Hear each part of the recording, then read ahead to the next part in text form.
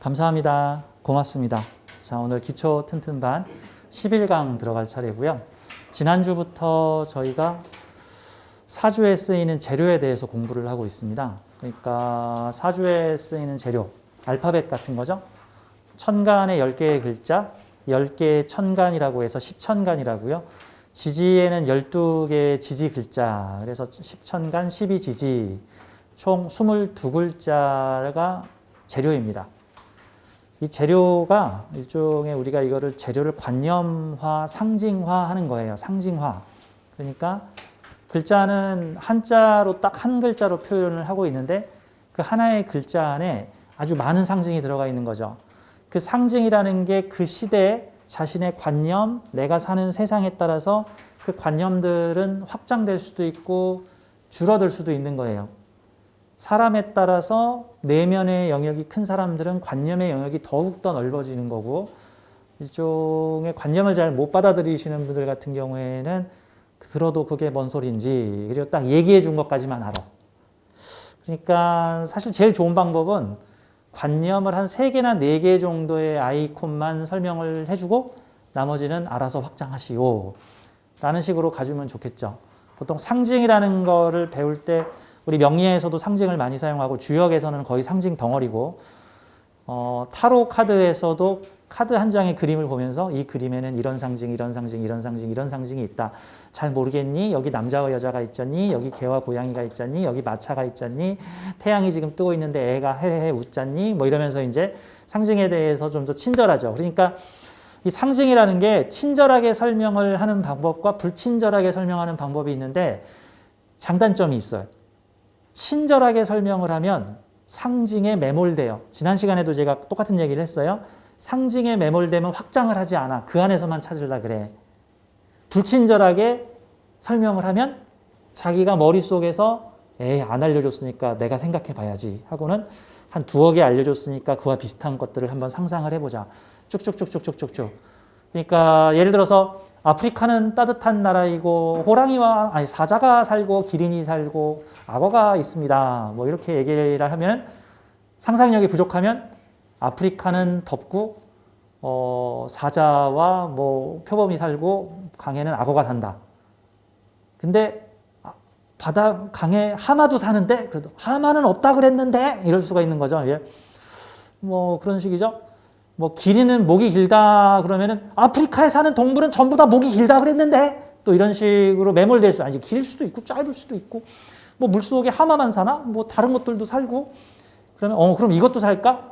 그러면 이제 따뜻한 곳에 사는 건 다 살 수 있을 거야. 이런 게 일종의 관념의 확장, 사고의 확장이죠. 그러니까 근데 이게 자기 머릿속에 이거 처리하는 프로세서, 이 회로가 좀 이렇게 확장성이 높으면 하나를 가르쳐주면 그러면 이것도 살고 이것도 살고 이것도 살게 돼. 이게 부족하면은 이게 좀 상상력이 딸리는 거예요.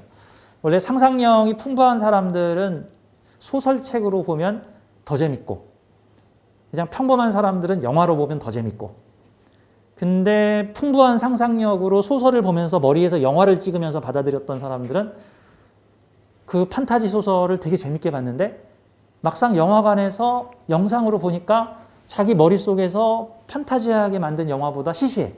아유 원작 소설이 낫네. 아유 영화가 잘 못 살렸어. 뭐 이런 얘기가 나오는 거고 근데 소설을 봐도 머릿속에서 상상이 안 되는 사람들은 영화로 봐야 여주인공 예쁘네. 남주인공 멋있네. 액션씬 죽이네. 이제 이런 얘기들을 이제 할 수가 있는 거죠. 그러니까 자, 우리 명리의 지금 상징을 배웁니다. 천간에 10개의 글자, 지지에 12개의 글자를 배우고 있는데 각각의 상징을 제가 최대한 친절하게 설명하고 있어요. 자, 친절하게 설명할 때 단점 거기까지인 줄 안다. 아니다. 더 확장해야 돼요. 거의 무한대 가깝게 확장할 수 있어야 됩니다. 자, 지난 시간에 간목론과 을목론에 대해서 했고요. 오늘은 11강에서는 병화, 정화. 전반부에는 병화에 대한 얘기를 하고 후반부에는 정화에 대한 얘기를 하고 그 다음에 병화와 정화가 들어간 사주를 어떻게 해석하면 좋은가. 지금 우리가 배운 게 간목, 을목, 병화, 정화 이렇게만 배우니까 제가 샘플도 간목, 을목, 병화, 정화만 넣어가지고 이 재료를 가지고 설명을 좀 드릴 거예요. 원래 옛날에 대한민국은 그 무슨 교육이라 그러죠? 그거를 주입식 교육, 암기식 교육, 주입식 교육 뭐 이런 식으로. 여러분 운전면허 학원에 가면은 운전을 어떻게 가르치죠? 주입식으로. 네, S자 코스 돌 때는 창틀에 맞춰서 T자 코스에서는 이렇게 돌리십시오. 3초 후에 브레이크를 밟고 이렇게 공식을 가르쳐 주죠. 근데 그 공식을 현장 운전하러 갔는데 그 공식이 안 통하죠. 현장에서 운전할 때는 이제 머릿속에서 자동으로 탁탁탁탁 나와야 되는, 물론 익숙해져야 되는 거죠. 자, 지금은 저하고 약간 주입식으로 공부를 하는데 이 주입식으로 받아들인 거를 마음속에서 응용을 하십시오. 자, 상징으로 만드는 거예요. 자, 우리 지지난 시간에 오행 배우면서 화오행에 대해서 배웠고요. 요 화오행이 좀 더 디테일하게 천간으로 나가는 겁니다. 다시 한번 해볼까요? 화오행은 발산, 확산, 꽃을 피우다, 청년기, 여름을 상징한다, 방위는 남쪽이다, 성장, 표현, 확산, 드러남, 예의. 그 명리학에서는 이거를 인의예지신, 인의예지신 하는데, 예, 인목이 인이에요. 어지린.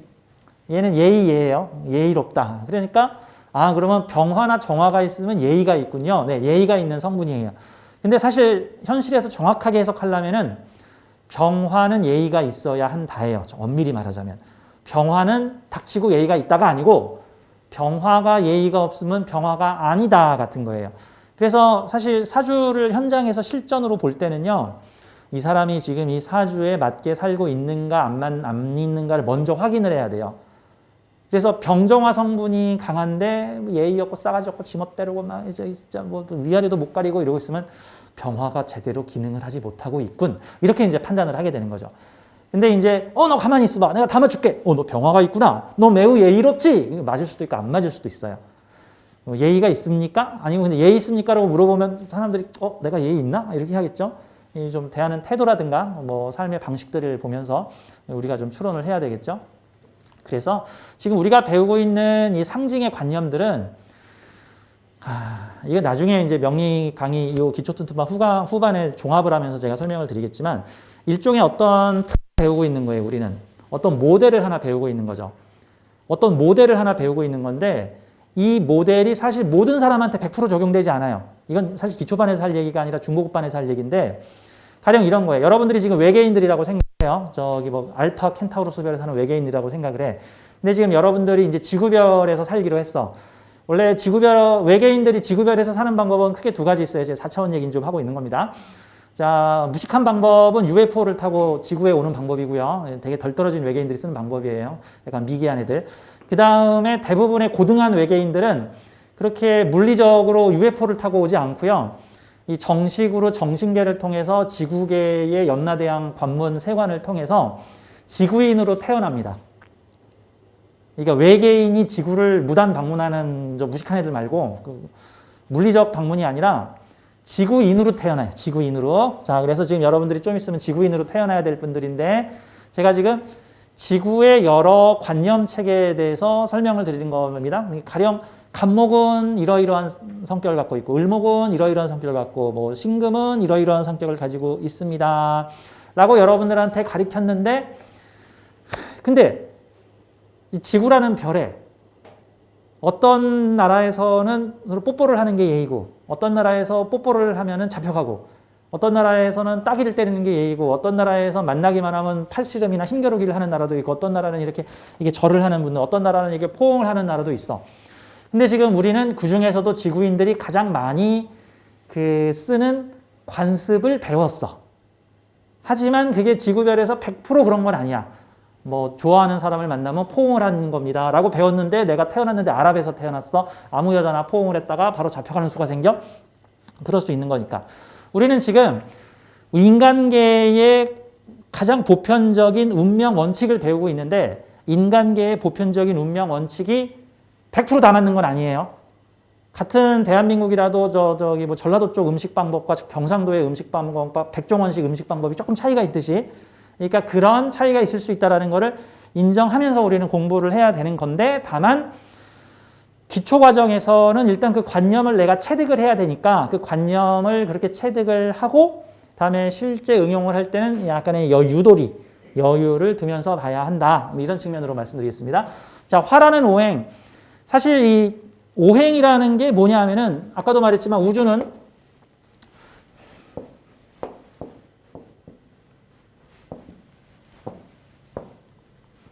이제 우주 표시가 공이에요, 공. 우주. 예, 우주는 만물은 삼라만상은 우주는 진동하는 파동으로 되어 있다. 진동으로 되어 있다. 이게 이제 동양학과 여러 영성 철학에서 거의 동서양을 막론하고 이구동성으로 똑같은 말을 하고 있는데, 근데 요즘 물리학에서도 이 말을 하기 시작을 했어요. 야, 이 세상은 말이지 진동하는 끈으로 이루어져 있어. 미세한 입자가 이렇게 싹 이렇게 진동을 하기도 하고 막 이렇게 진동을 하기도 하고 막 이런 식으로 진동을 하기도 하는데, 이 각각의 진동의 모습에 따라서 네모내지기도 하고 세모내지기도 하고 딱딱해지기도 하고 빨간 냄새가 나기도 하고 파란 냄새가 나기도 하고 이런 성질을 띠기도 하고 저런 성질을 띠기도 하는 거야.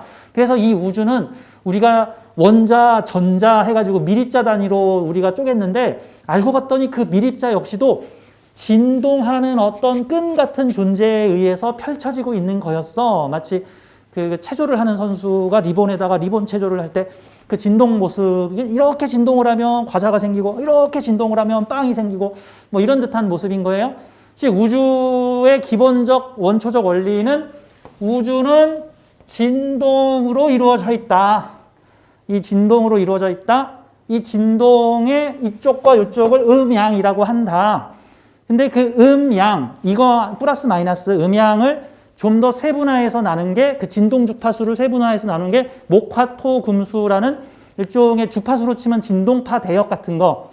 우리나라도 예를 들어서 몇 헤르츠부터 몇 헤르츠까지는 FM 라디오가 쓰고 있고, 몇 헤르츠부터 몇 헤르츠까지는 군사용 통신 장비가 쓰고, 몇 헤르츠는 위성 장비가, 몇 헤르츠는 워키토키 무전기가, 몇 헤르츠는 테레비 주파수가, 이런 식으로 주파수 대역들이 나눠져 있어요. 내비게이션 주파수는 어느 진동 대역, 뭐 비행기들의 통신 주파수 때는 어느 진동 대역, 뭐 배들의 진동 주파수는 어느 진동 대역, 이런 식으로 거기 침범하지 마라. 배들은 요 주파수 써라. 이런 거. 우리가 쓰는 010, 017 이런 것들, 요즘 뭐 5G, 4G 이런 것들도 다 진동 주파수 대역들이 다 세분화되어서 나눠져 있는 거예요.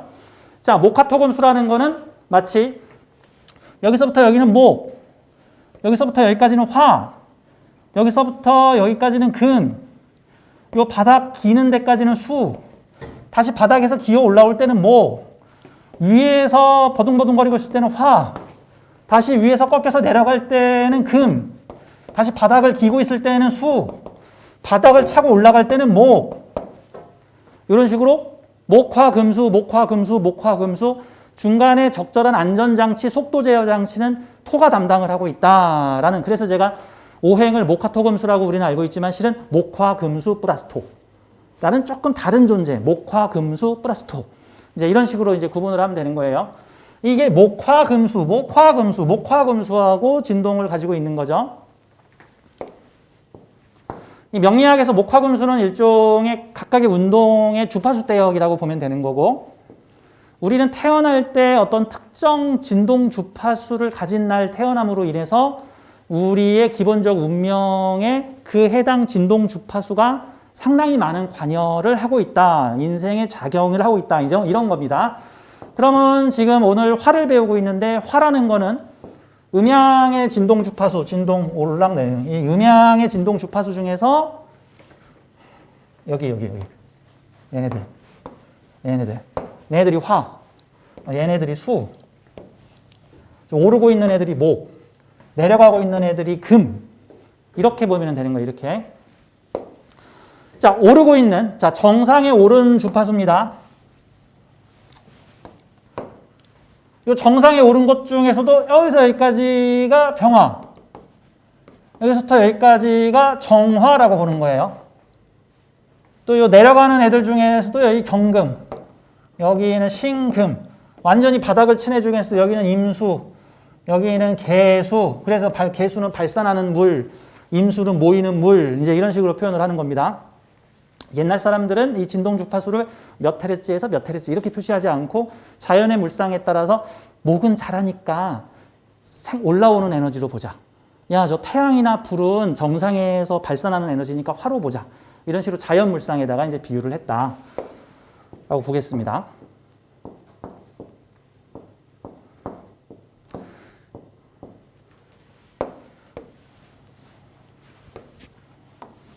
병. 정. 이렇게 되는 거예요. 자, 이것도 이 병정 내에서 병이 플러스 정이 마이너스로 이제 보게 되는 겁니다. 병정. 근데 제가 지난 시간에 음양론에 대해 얘기를 하면서 음양은 모두 상대적이다.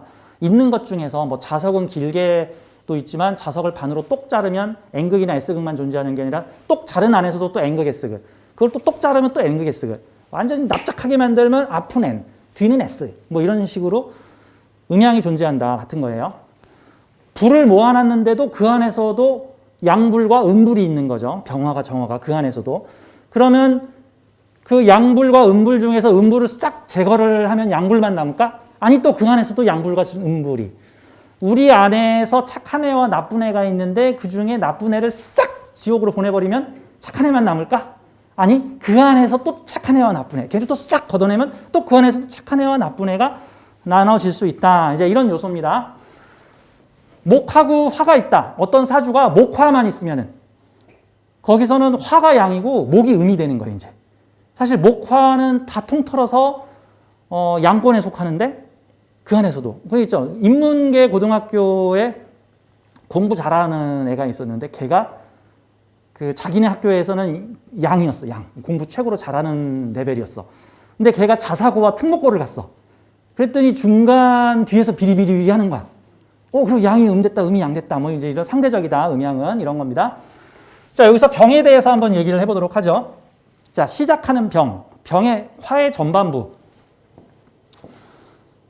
병은 명리학에서 이렇게 보죠. 이제 사주를 풀 때 머릿속에서 병화가 있고 정화가 있고 뭐 경금이 있고 신금이 있고 그러면 머릿속에서 주요 키워드를 몇 개를 꺼내면 돼요.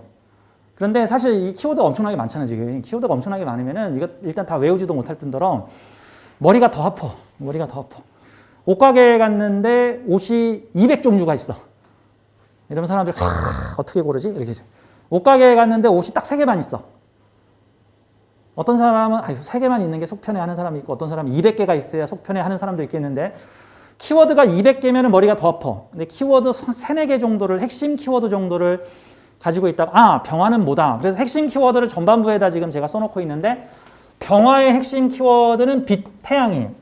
이거하고 대비되는 정화는 열, 달 또는 횃불 뭐 이런 식으로 뭐 모닥불 이런 식으로 상징을 합니다. 주요 상징은 이 병화는 빛으로 상징하고 있고요. 정화는 열로 상징을 하고 있습니다. 근데 빛과 열이라는 개념인데 뭐 크게 이분법으로 나누면 빛과 열이지만 대부분의 것들은 뭐 빛 80%에 열 20%, 뭐 빛 50%에 열 50%뭐 이런 식으로 나누면 되죠. 옛날에 백열전등, 요즘은 없어졌는데 옛날에 백열전등은 전기 효율이 떨어졌어. 왜 그러냐면 빛 20%에 열 80% 이러고 났거든. 그래서 전구가 뜨끈뜨끈뜨끈했죠. 그래서 쓸데없는 데에 에너지가 낭비가 돼서 전기를 많이 먹었는데 요즘에 나온 LED 전구는 100% 열로, 100% 빛으로만 쓰고 열은 거의 안 나와. 그래서 만져도 안 뜨거워. 그런 애들은 효율이 되게 높죠. 그러니까 병화는 빛이다 라고 보면 돼요. 빛은 상징성이다. 자, 마치 이런 느낌이에요. 북극, 추운 북극을 가고 있는데 저쪽에 태양이 떴어. 느낌이 되게 밝아. 내가 안 얼어 죽을 것 같아. 따뜻함이 느껴져. 하지만 실제 따뜻하기로는 내가 주머니 속에 넣어놓은 주머니 난로가 훨씬 따뜻해. 그래서 주머니 난로는 실체적으로 나를 따뜻하게 해주는 애고 빛은 상징적으로 나를 따뜻하게 해주는 애야. 가령 내가 지금 춥고 배고픈데 교회에 가서 십자가에 매달린 예수님한테 저 좀 어떻게 좀 먹고 살게 해주세요 라고 기도를 했는데 갑자기 마음이 따뜻해지면서 거기 있는 예수님이 막 상상으로 너를 사랑하여 너를 잘 늘 구경하고 너를 지켜주고 있으니 열심히 살거라 그랬더니 예수님이 나를 지켜주시는구나. 물론 다음 날에 집에 라면이 없고 그 다음 날에 집에 밥이 없지만 그래도 예수님이 지켜주겠다는 상상을 통해서 상징으로 힘을 얻는 거죠. 근데 만약에 교회에 갔는데 십자가 앞에서 이렇게 저 지금 내일 먹을 쌀이 없는데요 그러고 있는데 옆에서 기도하는 모습을 본 목사님이나 저 수도사님이 갈 때 이거라도 좀 싸가시게 하고 나한테 쌀과 과자 한 봉지를 주셨다. 이거는 상징이 아니라 실체적 도움이죠. 그러니까 정화는 실체성, 병화는 상징성. 사주에 병화가 잘 돼 있으면 상징성을 가진 사람, 사주에 정화가 잘 돼 있으면 실체성을 가진 사람. 운동선수들 중에 병화가 많은데 특히 예전에 제가 그 스피드 스케이트? 그 뭐죠? 쇼트트랙? 쇼트트랙 선수 사주들을 한번 보면서 병화라고 하는 상징을 향해 달려가는 수많은 비겁들이 그 병화를 얻기 위해서 추운 동토의 땅에 병화를 얻기 위해서 달려가는 추월에 병화 떠 있는 그런 사주를 본 적이 있어요. 추월에 병화가 떠가지고 일종의 저곳에 가면 뭔가를 얻을 수 있을 거야 같은 거죠. 어떤 측면에서 올림픽에서 금메달을 딴다는 건 실체적으로 나한테 도움이 되는 걸까? 명예적, 상징적으로 나에게 도움을 되는 걸까? 사실 명예적, 상징적이죠. 제가 알기로 올림픽 금메달이 뭐 한 달에 100만 원인가 연금을 준다고 하는 것 같은데 1000만 원도 아니고 500만 원도 아니고 한 달에 100만 원이면 동사무소에서 주는 생계보호 지원금 비슷하잖아요. 어르신들이 받는 국민연금 비중이. 사실 내가 한 달에 100만 원 받으려고 그 피나는 노력을 해가지고 지금 쇼트트랙에서 1등을 하는 건가? 사실 그러지는 않죠. 뭔가 어떤 상징성과 명예성을 가지고 있는 거죠. 그 한 달에 받는 100만 원 외에 그거는 사실 부상이고 요만한 부상이고 뭔가 더 큰 상징이 있는 거죠. 그래서 병화는 빛이다. 그래서 사주에 병화가 있으면 상징성을 가지고 있구나. 물론 이제 다른 해석들은 좀 더 다른 글자를 봐야 되겠죠. 자, 사주에 천간 병화가 있을 때 이제 병화의 물상들을 좀 보도록 하겠습니다. 병화는 빛이고 발산, 확산, 태양같은 빛이며 화려하게 피어난 꽃과 같다. 간목일주나 을목일주가 병화를 천간에 올리고 있으면 자신의 재능을 태양빛처럼 발산하다, 상징적으로 표현하다 같은 거예요. 제가 좋아하는 아이유가 텔레비전에서 막 춤을 추고 노래 부르면 아유 좋아라 왜 하고 이렇게 아이유를 텔레비에 봐요. 그건 실체일까 상징일까? 실체일까 상징일까? 아이유가 텔레비 속에서 예쁜 춤을 추고 있으면 상징이죠. 많은 예를 들어서 그 외로운 남자들이 텔레비 속에 걸그룹의 춤추는 모습을 보면서 막 위로를 받아. 이게 실체일까 상징일까? 실체. 실제로 오늘 저녁에 밥 차려주는 사람은 누구일까? 못생겼지만 내 부인. 이건 정화죠. 뭐 이런 느낌이라고 이제 볼 수가 있는 거죠. 아니 부인은 다 예뻐요. 자, 발산, 확산, 태양 같은 빛이며 화려하게 피어난 꽃과 같다. 병화가 되는 거예요. 문명의 번성을 상징하고 여기서 이제 심리적으로 나오는데 폼내고 싶다. 가진 것이 없어도 화려하다, 맹렬하다, 욕망이 있다. 그래서 화의 에너지는 드러나다, 보여주다, 발산하다와 같은 모습이라서 욕망을 많이 상징을 합니다. 대상을 가리지 않고 높이 떠서 빛을 멀리 비춘다. 이런 인자가 이제 나한테 있는 그래서 상징성. 밖으로 쏟아내는 에너지다. 십천간 중에서 가장 화끈한 양의 절정의 기운이다. 목 기운은 양으로 향해 가는 과정이고 화는 드디어 양의 정상에 올라서 마음껏 무언가를 발산하는 모습이다. 라는 형태가 되는 거예요. 이 사주에 수목은 가득한데 화가 없다. 그러면 수의 기간 동안 이렇게 웅부리고 뭔가를 발전시키면서 모집을 하고 수집을 한 다음에 목에서 이거를 터트려 가지고 뭔가를 막 지금 잘 나가고 있는데 화가 없으면 거기까지. 꼭 저 부자 되기 전에 죽는 사람들 저기죠. 뭐 노래가 막 뜨기 직전에 막 가요계 은퇴하는 분들 막 이렇게. 그렇죠? 무슨 지위에 오를 뻔했는데 거기까지인 사람들, 약간 그런 요소들. 이제 그런 분들은 운에서 들어오는 병정화 기운을 기다리면 내가 그동안 노력했던 것들이 그때 드러나다 발산되다 할 수 있다. 이제 이런 측면으로 봐야 되는 거죠. 화끈한 양의 절정의 기운, 만물의 생명력을 부여한다. 만물의 생명력.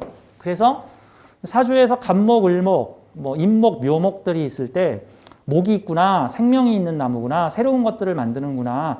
근데 병화가 있으면 햇볕을 받아서 무럭무럭 자라겠구나 같은 요소가 되는 거예요.